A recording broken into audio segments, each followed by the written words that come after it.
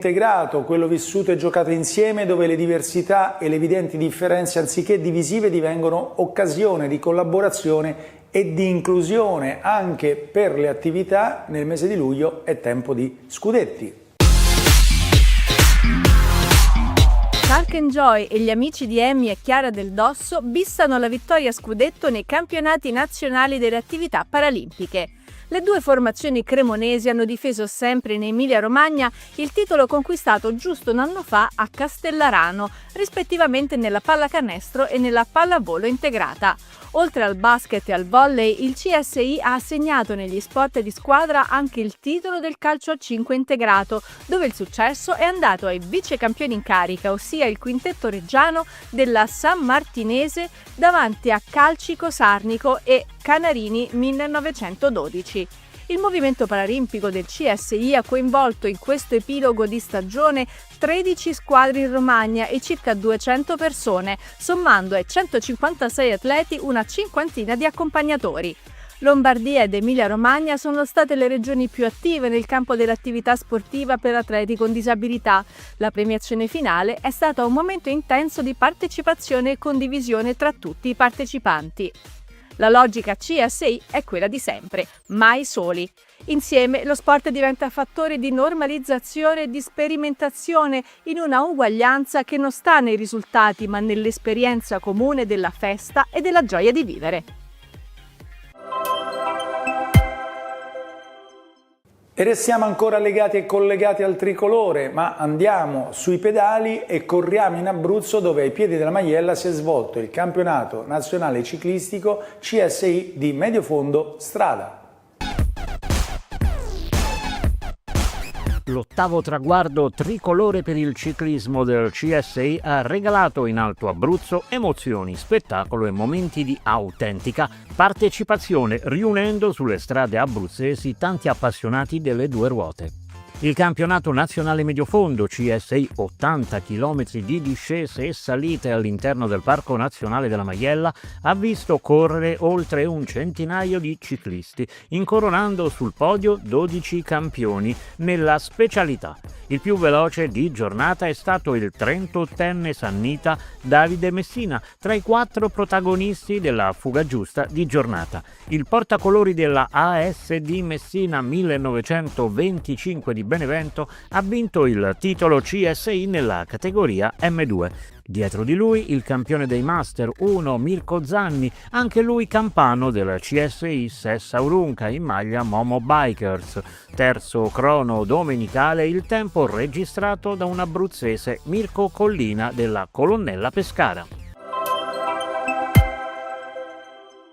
Oh che bel castello! E sì, ci sta tutto il ritornello, stavolta guardate che spettacolo e le gare di droni in volo sui cieli umbri di Città di Castello. 3 pollici e open, queste le categorie del drone racing che hanno animato sabato 27 e domenica 28 giugno a Città di Castello la tappa umbra del campionato nazionale CSI. Visori, cuffie e le abili manovre dei droni che si sfidano in una corsa di velocità tra evoluzioni all'ultimo respiro. Lo stadio Bernicchi ha visto cimentarsi i migliori piloti associativi in diverse heat. Riflessi fulminei, traiettorie spettacolari, qualche inevitabile crash e il power energetico ad accompagnare i piloti nel pomeriggio umbro tra la curiosità dei tanti presenti.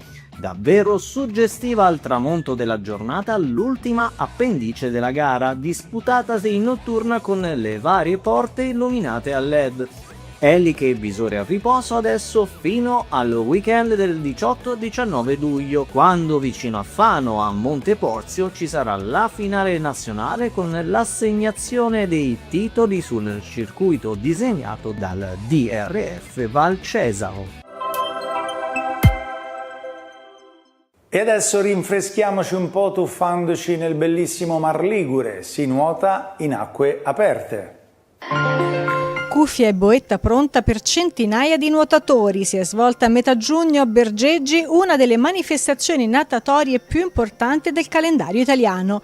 A Imponente, l'evento in acque libere organizzato da Stile Libero ASD con il patrocinio ed il contributo del Centro Sportivo Italiano, dell'area marina protetta di Bergeggi e di Avis Vado Ligure. Da sempre la manifestazione offre diverse possibilità di partecipazione, pensate per coinvolgere il maggior numero di atleti, indipendentemente dall'età, dall'esperienza e dalle capacità tecniche, accomunati dalla passione per il nuoto in mare aperto e dalla possibilità di gareggiare in totale sicurezza. Più di 300 i partecipanti, provenienti anche da alcuni paesi europei, una sessantina quelli impegnati nella tappa del campionato CSI. In gara a Imponente 2026 anche una quindicina di atleti con disabilità intellettivo-relazionale, una manifestazione che ha avuto anche un ottimo riscontro di pubblico in un contesto naturale splendido, davanti all'isola di Bergeggi.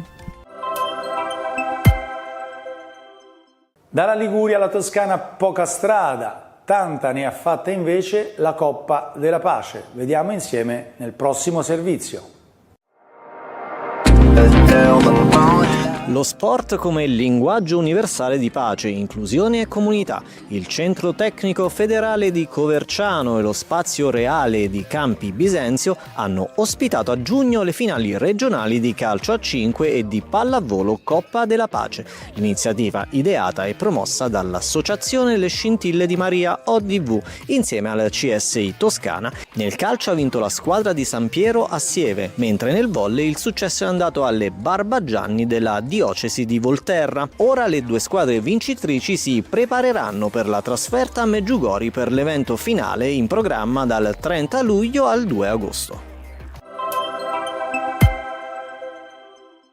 E come sempre sul finale di puntata ci sono gli appuntamenti del mese. Ce n'è uno particolarmente importante perché, lo sappiamo bene, il gioco in estate si trasforma e si svolge nei centri estivi, si avvicina un'estate di sport e inclusione per migliaia di ragazzi, voucher per le famiglie più in difficoltà. Di nuovo Fondazione Conad ETS, Centro Sportivo Italiano, rilanciano il torneo nazionale estivo degli oratori. E anche noi di Stadium TV siamo tutti in gioco, collegati ora con la direttrice di Fondazione Conad ETS, Maria Cristina Alfieri. Ciao Cristina, come stai anzitutto? Ed è tutto pronto anche quest'anno? Ciao Felice, innanzitutto un saluto a tutte e tutti coloro che ci stanno ascoltando in questo momento. È un piacere tornare anche quest'anno a commentare questa nostra iniziativa che è partita con grande entusiasmo come tutti gli anni e che siamo orgogliosi come Fondazione Conad ETS di sostenere insieme al Centro Sportivo Italiano. Ecco, nello specifico si tratta appunto di tanto gioco, passione, amore e attenzione soprattutto ai più piccoli, dagli istruttori ai parroci, dagli educatori agli animatori, un approccio allo sport soprattutto come veicolo di cambiamento positivo. Assolutamente, è un'iniziativa che mette in rete anche quest'anno ben 64 oratori su tutto il territorio nazionale, coinvolge 9.000 bambini in attività di gioco e 2.000 bambini che non hanno disponibilità economiche potranno accedere a questi giochi grazie al sostegno di Fondazione Conad ETS. In ogni oratorio faremo tutta una serie di attività appunto grazie al personale del Centro Sportivo Italiano che intratterrà i bambini in tanti tipi di iniziative sportive diverse. Ogni oratorio maturerà un punteggio e poi i 5 oratori che avranno raggiunto il punteggio più alto disputeranno delle finali interne che porteranno alla premiazione di 20 bambini per ogni oratorio che riceveranno ciascuno di loro una tessera prepagata da 50 euro per fare la spesa nei negozi Conad dei loro territori. I 5 oratori in cui si svolgeranno le finali quest'anno sono Genova, Cremona, Padova, Ascoli Piceno e Cava dei Tirreni. Quindi ancora una volta rappresentata molto bene tutta l'Italia, tutto il territorio nazionale e soprattutto penso un'occasione preziosa per animare le giornate in oratorio in un modo simpatico e inclusivo, perché sottolineo questi giochi coinvolgono tutti, coinvolgono anche chi ha delle fragilità, che possono essere fragilità economiche, e quindi li aiutiamo pagando appunto la quota di iscrizione a questi giochi, sia chi ha per esempio disabilità fisiche, perché sono previsti anche dei giochi inclusivi che possono tranquillamente fare anche i ragazzini e le ragazzine con diverse abilità. Cristina, bellissimi luoghi dove ci sarà ovviamente anche Stadium TV, ci saremo per documentare tutto e far vivere appunto anche ai nostri ascoltatori questa esperienza. Saremo nelle 5 finali, ma ricordiamo appunto sono 4 edizioni e con il CSI ormai c'è un'affinità valoriale molto forte, no? Siamo un po' compagni di squadra, non si vuole lasciare indietro nessuno, anche qui in ambito sportivo si crede fortemente nelle persone oltre le cose. Esatto, noi abbiamo pensato a questo progetto insieme e ci siamo rivolti subito per svilupparlo al Centro Sportivo Italiano, proprio per l'affinità valoriale che dicevi, perché comunque organizza delle attività sportive che impiegano lo sport non in chiave competitiva, ma in chiave valoriale, cioè lo sport come strumento di inclusione, sport come palestra di allenamento e di sviluppo di valori positivi, e quindi questo ci piaceva tantissimo.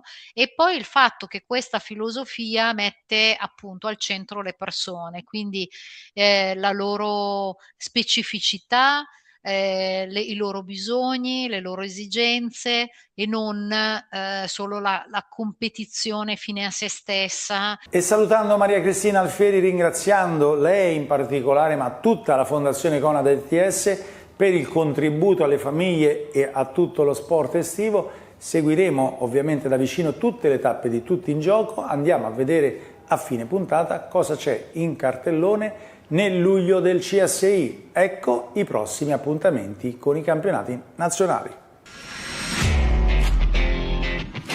Dal 9 al 12 luglio la fase finale del campionato nazionale di calcio a 5, a 7 e a 11 e di pallacanestro riservato alle categorie Open e Top Junior si svolgerà nel territorio del Monferrato piemontese e nello specifico nelle città di Asti, Canelli e Nizza Monferrato. Cava dei Tirreni attende il grande volley dilettantistico nazionale, il CSI Cavese, sabato 4 luglio presso la sala conferenze del complesso monumentale di San Giovanni ha presentato ufficialmente le finali dei campionati nazionali Top Junior Open di pallavolo in programma sul territorio metelliano dal 9 al 12 luglio. Il 12 luglio all'Aquila si terrà la cicloturistica alle pendici del Gran Sasso, valida come campionato nazionale di escursionismo MTB CSI. L'organizzazione è a cura del comitato CSI di L'Aquila in collaborazione con la ASD Sport and Events. L'itinerario prevede partenza e arrivo presso il campo da rugby di Paganica. Domenica 19 luglio in terra ciociara, altre maglie tricolori ciclistiche CSI in palio. A Serrone, in provincia di Frosinone, si terrà la cronoscalata Serrone, valida come campionato nazionale cronoscalata CSI. L'organizzazione è a cura della ASD Ciclistica Ciociara, percorsi lunghezza 8 km e 11 km con pendenza media dell'8%. La corsa in montagna eleggerà i campioni CSI 2026 in Friuli a Tarvisio. La prova individuale si svolgerà il 18 luglio con partenza e arrivo presso la telecabina del Monte Lussari e tutte le categorie in gara. Domenica 19 luglio 2026 si correranno le spettacolari staffette delle regioni, composte da 5 concorrenti che assegneranno i titoli nazionali giovanili ed assoluti. E ovunque voi siate, al mare, in montagna o anche in città, l'appuntamento con Stadium TV e lo sport del CSI è fra 15 giorni sempre su questi schermi. Non mancate, perché lo sport del CSI, ricordate, non va mai in vacanza. Ciao, vi aspetto!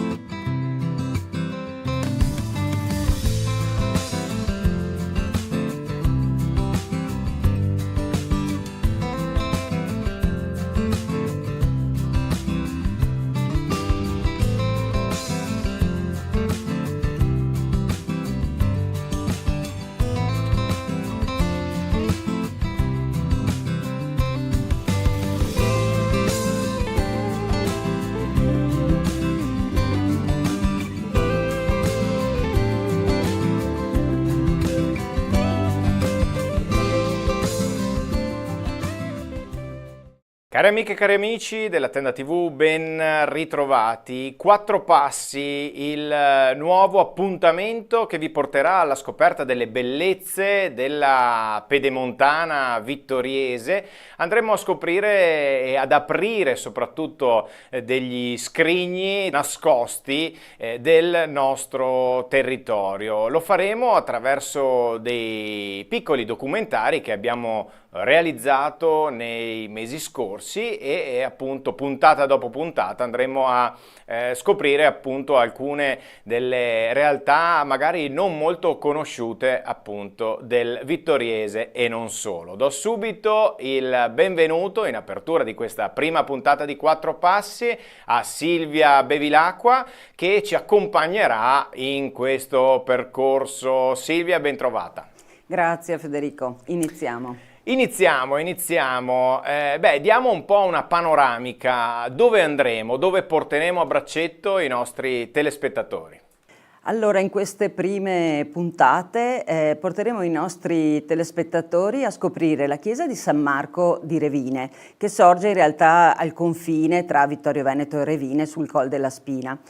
E poi scopriremo la chiesa di Manzana, la chiesa di San Giorgio di Manzana, poi la chiesa della Madonna della Tosse, un luogo di antica devozione, e anche la chiesa, il santuario e il percorso che porta a Sant'Augusta. Le ho elencate in ordine contrario rispetto alla produzione, quindi la chiesa di San Marco, gli studi relativi alla chiesa di San Marco sono gli ultimi studi che sono stati fatti in questo progetto.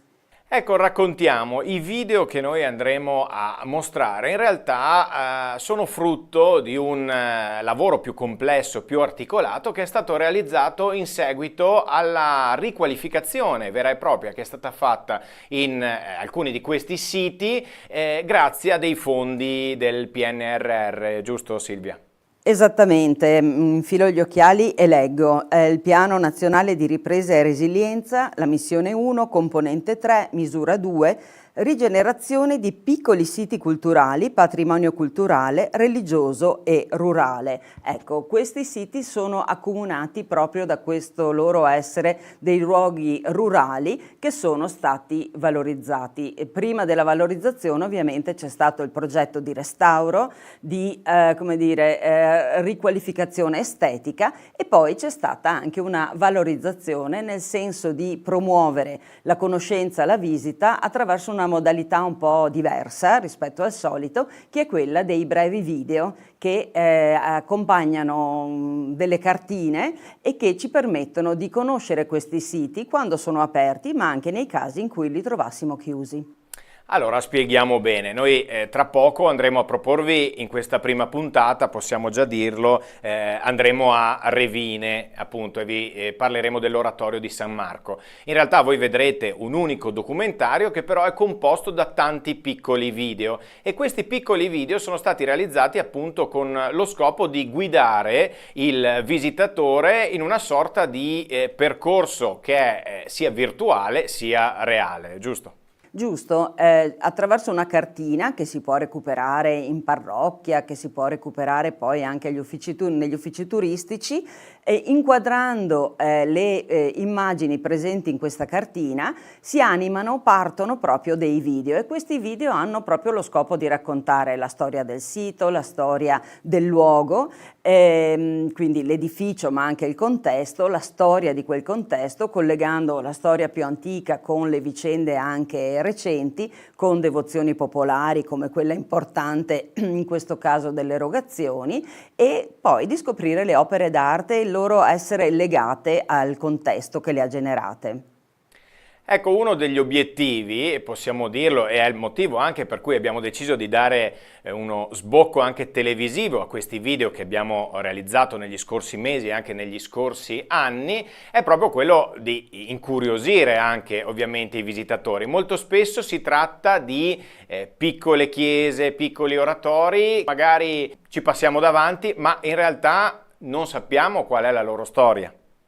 Esattamente, questo è proprio lo scopo di rivalorizzare questi luoghi legati alla nostra ruralità e alla nostra devozione locale, alla storia della nostra devozione locale. Quindi ogni sito, scopriamo, ha un sacco di informazioni, di storie da raccontare, e questo è proprio lo scopo. Il video ha in più il vantaggio che ci permette di essere molto focalizzati, no? Di quello di cui si parla. Il video permette di guardare esattamente quel particolare, quell'aspetto, cose che magari entrando così, trovando anche la chiesa aperta, non riusciremo ad individuare, e quindi sono tutti video che tendono all'approfondimento, quindi non a una visione generale. Sono video di pochi minuti, quindi niente di lungo che ci obblighi ad una sosta lunga, però in alcuni casi sono davvero lo strumento giusto per guardare, per vedere davvero.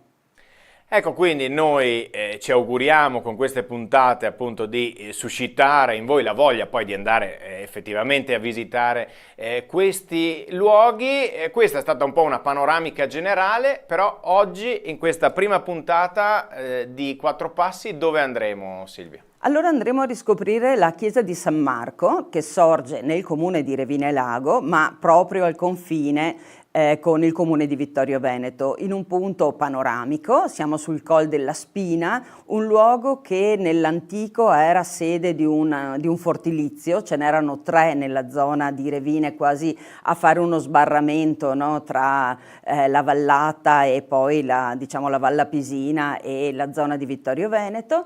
Un edificio di cui, dai caratteri architettonici molto semplici, che andremo comunque a scoprire, dalle decorazioni molto semplici, ma proprio interessante per il luogo dove sorge, in questa piana della Spina. Si chiamava anche Campo della Spina, in fazzoletto di terra coltivabile fin dall'antico, intorno al quale sorgeva in passato un edificio di pregio, una villa con anche una chiesetta dedicata però a San Giovanni Nepomuceno, oggi scomparsa. Su questo Col della Spina, alla fine del 1760, si decide di costruire un edificio che è dedicato a San Marco, non a caso, il santo nel cui giorno in cui si celebra la memoria, il 25 aprile, si svolgevano le rogazioni maggiori, quindi per diventare il punto d'arrivo di un percorso che dalla chiesa di San Matteo di Revine portasse proprio alla chiesa di San Marco in questa giornata.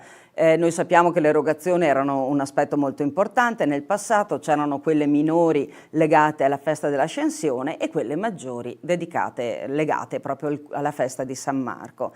Un edificio come dire, che nel contesto di Revine e dei nostri borghi pedemontani è proprio la testimonianza di questo tipo di attività, diciamo, a cui le comunità tenevano molto, ma nella stessa zona abbiamo un santuario, abbiamo capitelli, abbiamo segni del sacro di ogni tipo, perfino ovviamente le croci in cima alle montagne, tutti segni del sacro che hanno valori diversi e che hanno storie diverse, ma che in questo caso ci rivelano quanta attività, quanto impegno nella seconda metà del Settecento è stato dedicato ai luoghi di culto proprio qui a Revine, perché negli stessi anni si fa anche il famoso oratorio santuario di San Francesco di Paola, che caratterizza il contesto proprio di Revine. Ecco, quindi una cosa che non abbiamo detto prima, l'occasione sarà quella di partire da questi piccoli luoghi per vedere anche un po' quello che è il contesto, che cosa ci sta attorno e dove questi piccoli santuari, piccoli oratori sono inseriti. Certamente, perché il contesto è assolutamente generante e quindi è quello che determina il valore di un luogo, anche di un luogo di culto. Qui il punto è estremamente panoramico e la riqualificazione architettonica di questo edificio, che insomma versava in condizioni non salubri, diciamo, oggi diventa un'occasione per una passeggiata, ad esempio percorrendo la Via Maestra, che da Longhere sale verso Revine e poi attraversa la vallata, un posto dove possiamo sostare, che è pulito, che è ordinato, dove possiamo godere di quella pace. Siamo in fondo a pochi metri, no, dalla strada, eppure siamo isolati, siamo tranquilli, possiamo assaporare quella tranquillità che è propria di questi luoghi per i quali sono nati. C'è anche un altro aspetto interessante del Col della Spina, perché qui in questa zona c'è stato uno degli ultimi scontri della battaglia di Vittorio Veneto, quando i bersaglieri ciclisti hanno intercettato delle retrovie, diciamo, della Sesta Armata Austro-Ungarica che cercavano la fuga verso il San Boldo o verso la Valla Pisina, verso il Fadalto, e qui sono stati intercettati. Ci sono stati anche 2 morti, abbiamo anche poco lontano un monumento che li ricorda e che proprio in questa passeggiata potremmo così leggere con attenzione per dare valore a questi segni. Ricordiamo anche un evento un po' particolare, che nelle case che sorgono vicine alla chiesa di San Marco risiedeva una persona non udente e che in quell'occasione è uscita di casa non rendendosi conto, non avendo sentito lo scontro, e quindi è rimasta anch'essa uccisa in questo momento così drammatico. Siamo il 30 ottobre 1918. Ecco Silvia, non diamo altre anticipazioni, lasciamo spazio al video, ma prima direi che comunque sono necessari dei ringraziamenti, perché questi video, grazie a chi sono stati resi possibili? Allora, sono stati resi possibili, come detto, no, all'interno, come valorizzazione del PNRR che abbiamo citato. Il progetto complessivo voluto dalla parrocchia di Revine è stato gestito dall'architetto Susanna Masette. I restauri sono stati effettuati da Emanuela Ruggio, e la realizzazione di questi video, quindi creati appunto dalla Tenda TV e lo citiamo Federico Campodall'Orto, però poi sono stati montati, diciamo, in una cartina, resi disponibili con questa peculiarità della realtà aumentata che ci permette di con un'app molto semplice di inquadrare l'immagine nella cartina o addirittura l'oggetto stesso, quindi il dipinto, la chiesa, il contesto, e permettono poi la visione. E questo è un progetto della ditta Bags for Dreams di Manlio Reffo, che è l'autore di tutta una serie di progetti di questo tipo, e il nostro territorio ha agganciato questa proposta così innovativa per diffonderla anche proprio nelle nostre zone. Questi erano i doverosi ringraziamenti. Io ringrazio Silvia Bevilacqua per essere stata qui con noi in studio, la vedremo tra pochissimi istanti. In questa prima puntata di 4 Passi vi porteremo a Revine alla scoperta dell'oratorio di San Marco.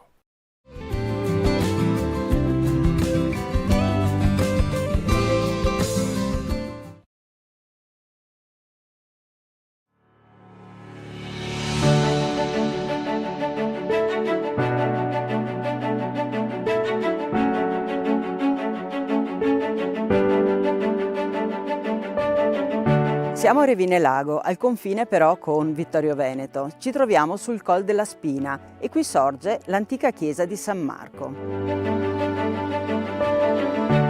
Il restauro della chiesa di San Marco ha portato alla luce un'iscrizione sul fondo dell'abside che interrompe il percorso della cornice su cui si imposta la volta.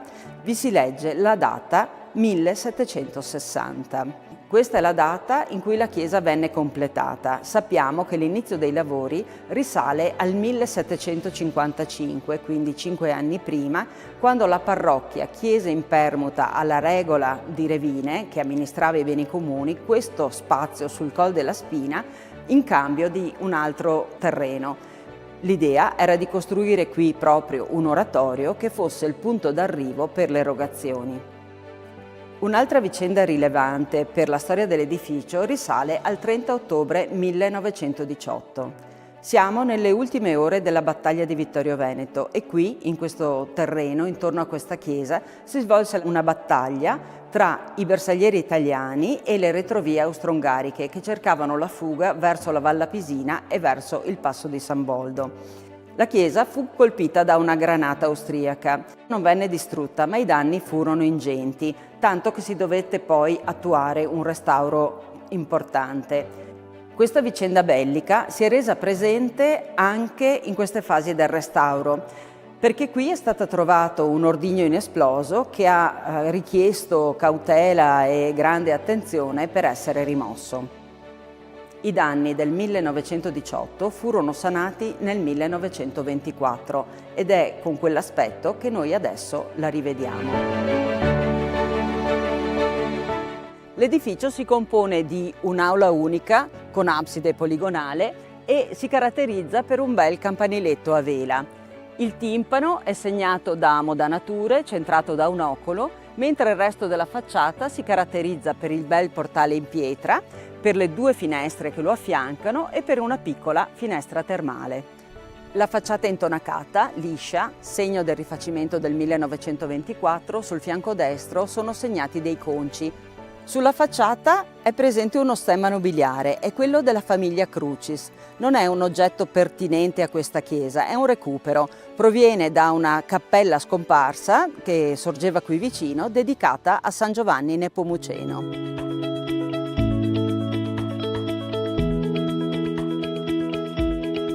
Prima del restauro, questo interno si caratterizzava per la presenza di una decorazione molto impattante, un azzurro profondo con stelline in porporina che decorava l'abside. Si trattava di un intervento del 1924 che è stato rimosso. Abbiamo così recuperato questa finitura a marmorino bianco, un'eleganza molto discreta che non stona con una finitura del tetto molto diversa, fatta di 3 capriate e di tavelle. Un mondo rustico che si combina con un tono molto più elegante.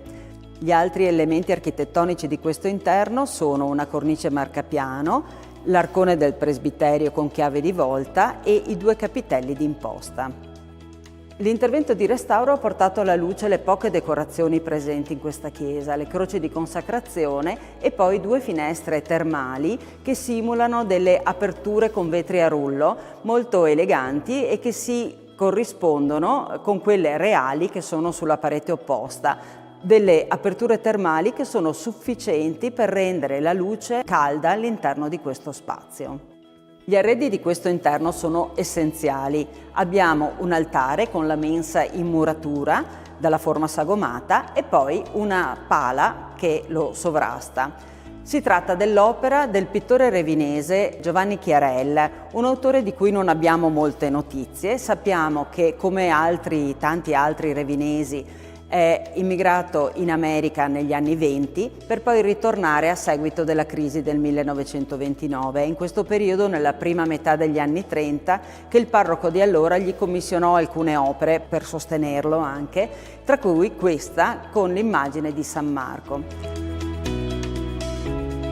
Quello che riconosciamo è la matrice di questo dipinto. Si tratta di un'opera michelangiolesca realizzata da Fra Bartolomeo nel 1515 e riproposta da Mattias Kremsel nel 1703 per la quadreria che Don Giovanni Domenico Cumano ha costituito nel santuario di San Francesco di Paola, con l'evidente intento di rafforzare il legame tra l'oratorio campestre di San Marco e quell'importante luogo di culto, un'occasione per ricordare che è nella seconda metà del Settecento che Revine si arricchisce di entrambi i luoghi di culto.